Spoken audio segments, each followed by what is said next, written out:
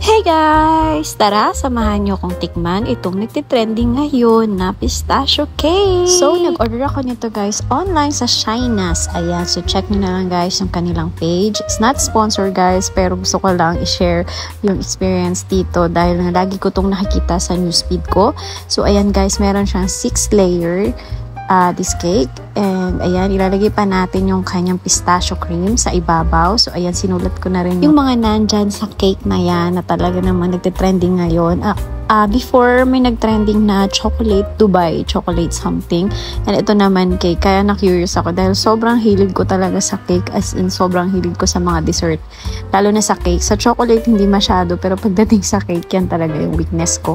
So parang last week lang nag-crave ako ube cake. So this time naman ito, na-curious nga ako dahil lagi siyang lumalabas sa mga social media account ko na nagbo-vlog. Ayan.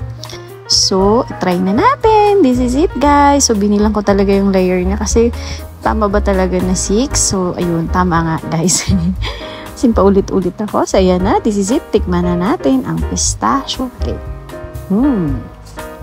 So, ayun guys, hindi ko mapaliwanag yung lasa niya pero sakto lang naman yung tamis niya. Hindi naman siya nakakaumay and parang super moist ng chocolate niya, chocolate cake, kaya masarap talaga siya guys hanggang mula ibabaw hanggang ilalim. And ang nagustuhan ko talaga dito is yung kanyang pistachio cream kasi sobrang hilig ko talaga sa pistachio cream, sa pistachio flavor, any pistachio flavor gusto ko talaga, kaso lang nga hindi rin ako masyadong pwedeng kumain ng maraming pistachio, lalo na yung nuts kasi madali akong ma-pimples.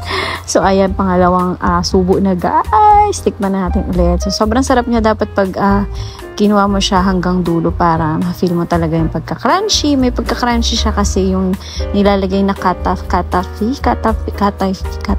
ba yun?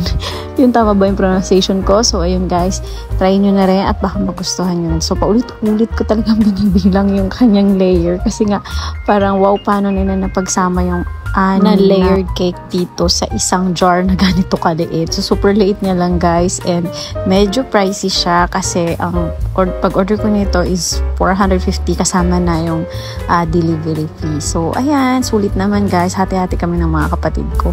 Syempre ako muna nauna dahil nga gagawa ako ng content.